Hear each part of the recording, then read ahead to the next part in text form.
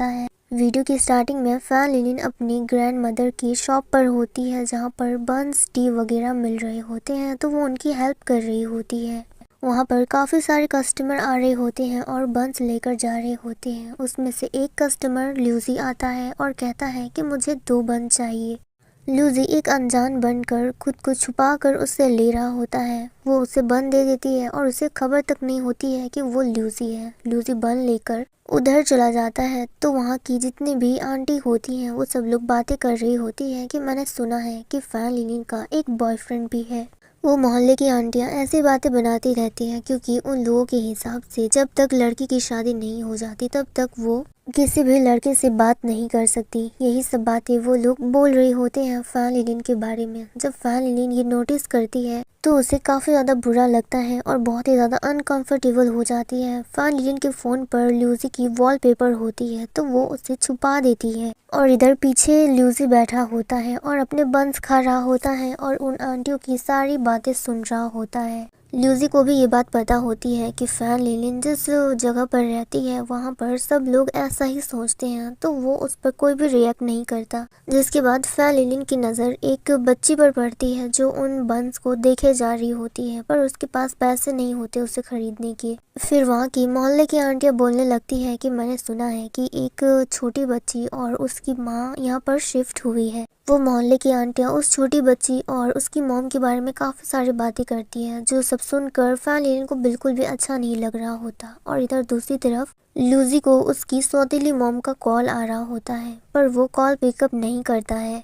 फिर वो उन आंटियों की बातें सुनने लगता है जो बोल रही होती हैं कि क्या इस लड़की के फादर नहीं है, क्या ये सिंगल मॉम के साथ रहती है और ये दोनों अकेली लड़की है, आखिर ये लोग कर भी क्या सकते हैं। तो वो बच्ची सुनकर वहाँ से जाने लगती है। फैन लिलिन उसे रोकती भी है बट वो नहीं सुनती और दौड़कर अपने अपार्टमेंट की तरफ जाने लगती है। जब वो वहाँ से जा रही होती है तो कोई उसका पीछा कर रहा होता है और जिस टाइम पर फैन लिलिन वहाँ पर चढ़ती है तो उसका एक आदमी पिक्चर क्लिक कर लेता है और वो फोटो सीधा ल्यूजी की मॉम के पास जाता है। वो कहने लगती है कि ये लड़की इतनी ज़्यादा धोखेबाज निकलेगी, मैंने सोचा नहीं था। इसने सबसे झूठ बोला था कि ये हाई एंड कम्युनिटी में रहती है, लेकिन ये तो सिर्फ एक छोटी सी गली में रहती है। अब नेक्स्ट सीन हम लोग देखते हैं कि फैन लिलिन उस लड़की के अपार्टमेंट पर होती है। वो लड़की दरवाज़ा खोलती है तो बाहर फैन लिलिन होती है और कहती है कि मैं तुम्हारे लिए ये बंस लाई हूँ। वो कहती है कि तुम शॉप से इतनी जल्दी वापस आ गई कि मुझे पता ही नहीं चला और मैं तुम्हें कुछ दे भी नहीं पाई, तो मैंने सोचा कि मैं ये तुम तक पहुंचा दूं। तो वो लड़की बस फैन लिलिन की बातें ही सुन रही होती है। फिर वो दरवाज़ा बंद कर देती है क्योंकि किसी भी अनजान आदमी से वो बात बिल्कुल नहीं करना चाहती। तो फैन लिलिन उस लड़की को कंफर्टेबल फील कराने की कोशिश करती है। वो उसे अपने बारे में बताती है कि मेरा नाम फैन लिलिन है और मैं एक कॉलेज स्टूडेंट हूँ और जिस बन शॉप पर तुम गई थी वो एक्चुअली मेरी ग्रैंडमा का था और मैं इसी जगह पर रहती हूँ तुम्हारी तरह। फैन लिलिन की बातें सुनने के बाद वो लड़की दरवाज़ा खोल देती है तो फैन लिलिन कहती है कि तुम्हें डरने की बिल्कुल भी ज़रूरत नहीं है, सब कुछ ठीक है। वो लड़की फैन लिलिन की तरफ देखती है तो फैन लिलिन एक बन उठाकर खाने लगती है और कहती है कि ये तो बहुत ज़्यादा टेस्टी है, क्या तुम इसे ट्राई करना चाहोगी। तो वो लड़की देखकर स्माइल करती है और वो फैन लिलिन से वो बन ले लेती है, जो देखकर फैन लिलिन भी काफ़ी ज़्यादा खुश होती है। वो लड़की फैन लिलिन को थैंक्स करती है। अब जब फैन लिलिन वापस आ रही होती है तो उसकी टक्कर एक औरत से हो जाती है। वो उसी लड़की की मॉम होती है। वो काफ़ी ज़्यादा डरी हुई नज़र आ रही होती है। वो उसे सॉरी करती है और फिर वहाँ से जाने लगती है। उसे इस तरह से बिहेव करता देख फैन लिलिन उसे देखती ही रह जाती है और उसे लग रहा होता है कि ये ऊपर वाले अपार्टमेंट पे जा रही है, शायद ये उस लड़की की माँ हो सकती है। अब जब वो वहाँ से जाने लगती है तो उसकी टक्कर ल्यूजी से हो जाती है। उसे देखकर वो शॉक्ड होती है और ल्यूजी से पूछती है कि तुम यहाँ पर क्या कर रहे हो, क्या तुम यहाँ पर किसी से मिलने आए हो। तो ल्यूजी कहता है कि ऐसा लग रहा है कि तुम्हारे चेहरे के सारे दाग धब्बे मिट गए हैं, शायद तुमने मेरा दिया हुआ वो प्रोडक्ट बहुत जल्दी यूज़ कर लिया और इसकी वजह से तुम्हारा चेहरा भी काफ़ी ज़्यादा साफ नज़र आ रहा है। तो फैन लिलिन कहती है कि तुमने बिल्कुल सही कहा, जब मैंने वो प्रोडक्ट यूज़ किया था तब मुझे लगा ही नहीं था कि वो इतने ज़्यादा फ़ायदेमंद होगा, लेकिन वो सच में बहुत ही ज़्यादा फ़ायदेमंद था। जिसके बाद वो लोग वहाँ से जाने लगते हैं। जब वो लोग जा रहे होते हैं तो रास्ते में जितने भी लोग होते हैं सब लोग फैन लिलिन से पूछ रहे होते हैं कि क्या ये लड़का तुम्हारा बॉयफ्रेंड है। तो फैन लिलिन कहती है कि आप लोगों को गलतफहमी हो रही है, ये मेरा बॉयफ्रेंड नहीं है। जब वो लोग थोड़ी और आगे चलते हैं तब भी सब लोग उससे यही बोल रहे होते हैं कि क्या ये तुम्हारा बॉयफ्रेंड है, ये तो सच में बहुत ही ज़्यादा हैंडसम है। सब लोग ल्यूजी की बहुत ज़्यादा तारीफ़ कर रहे होते हैं कि वो बहुत ज़्यादा हैंडसम है, और फैन लिन से सब लोग एक ही बात कह रहे होते हैं कि ये तुम्हारा बॉयफ्रेंड है। और इधर फैन लिन को काफ़ी ज़्यादा शर्म आ रही होती है, वो कह भी रही होती है कि वो मेरा बॉयफ्रेंड नहीं है, बट कोई भी उसकी बात नहीं सुनता। थोड़ी दूर आगे चलने के बाद कुछ बुजुर्ग आदमी वहां पर बैठकर अपना पुराना खेल खेल रहे होते हैं, तो ल्यूजी भी वहां पर बैठकर उन लोगों को ज्वाइन कर लेता है। ल्यूजी बोलता है कि मुझे आप लोगों के साथ खेलना है, तो वो लोग अपने आप में बोल रहे होते हैं कि ये लड़का बहुत ज़्यादा हैंडसम है, आखिर ये आया कहाँ से है। तभी वहाँ पर फैन लिन आ जाती है ल्यूजी को उठाने के लिए, तो सब लोग पूछ रहे होते हैं कि क्या ये तुम्हारा बॉयफ्रेंड है, और वहाँ भी फैन लिन शर्मा जाती है और कहती है कि आप लोग गलत समझ रहे हैं। जिसके बाद वहाँ पर बहुत ज़ोर ज़ोर से चिल्लाने की आवाज़ आ रही होती है, वहाँ पर झगड़ा हो रहा होता है, जो सब लोग कह रहे होते हैं कि वो छोटी बच्ची अभी भी अंदर ही है। तो एक ग्रैंड माँ उसको बाहर खींच कर लाती है और उसको धकेल देती है, तो ल्यूजी उसे पकड़ लेता है। अब फैन लिलिन और ल्यूजी उसकी बहुत ज़्यादा चिंता करने लगते हैं कि तुम्हें आखिर क्या हुआ है, कि तुम आखिर इस झगड़े के बीच में क्या कर रही थी। जब सब लोग वहाँ पर लड़ाई कर रहे थे तो फिर तुम बीच में क्यों घुसी थी।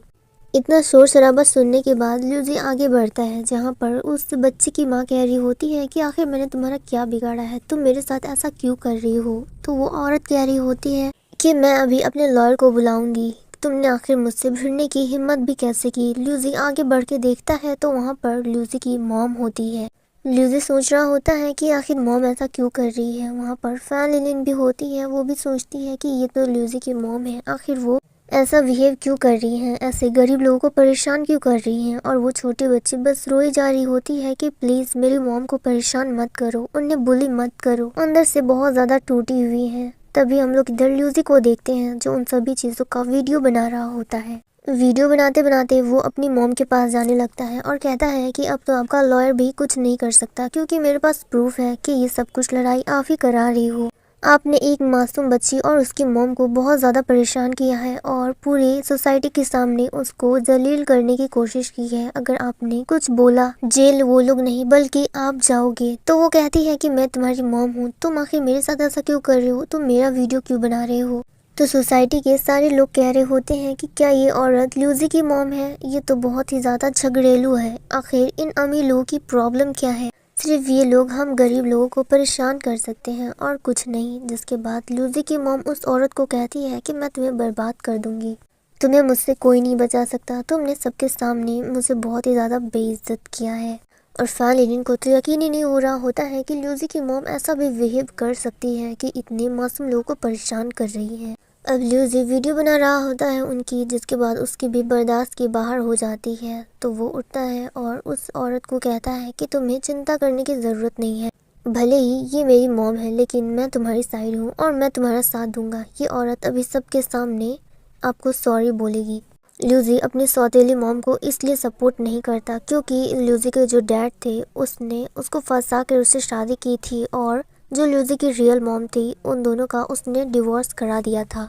फिर डिवोर्स के कुछ महीनों के बाद ही ल्यूजी की रियल मॉम की डेथ हो गई थी, जिस बात का उसे बहुत ज़्यादा बुरा लगा था। तभी वहाँ पर हम लोग फैन लिलिन की ग्रैंडमा को देखते हैं, जो सब कुछ देख रही होती है और कहती है कि ये सब कुछ बहुत जल्दी हो गया था, ये सब कुछ नहीं होना चाहिए था। नेक्स्ट सीन हम लोग फैन लिनिन का देखते हैं, वो उस लड़की के अपार्टमेंट पर जाती है, उसके लिए मीट बन लेकर पहुंचती है और उसकी मॉम के बारे में पूछती है कि वो घर पे है या नहीं।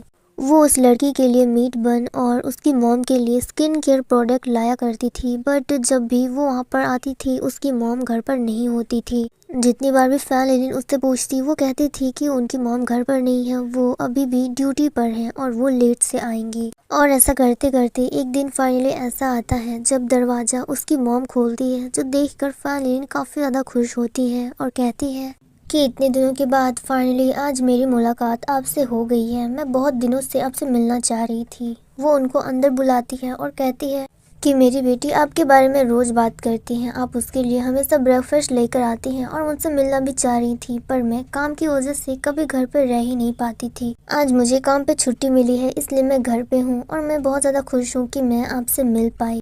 जिसके बाद वो आंटी फैन लिनिन को वो स्किन केयर वापस लौटा देती है और कहती है कि मैं इतना एक्सपेंसिव गिफ्ट तुमसे नहीं ले सकती, तुमने ऑलरेडी मेरे लिए और मेरी बेटी के लिए बहुत कुछ किया है, तो मैं ये एक्सेप्ट नहीं कर सकती। तो फैन लिलिन कहती है कि ये इतना भी ज़्यादा एक्सपेंसिव नहीं है और ये मैं अपनी खुशी से आपको दे रही हूँ, क्योंकि आपके चेहरे में जो पिंपल्स और दाग हैं वो पहले मेरे चेहरे में भी हुआ करते थे और मुझे बिल्कुल पसंद नहीं कि आप इस तरह से रहो, इसलिए मैं चाहती हूँ कि आप इसे यूज़ करो और आपका स्किन भी मेरी तरह अच्छा दिखे।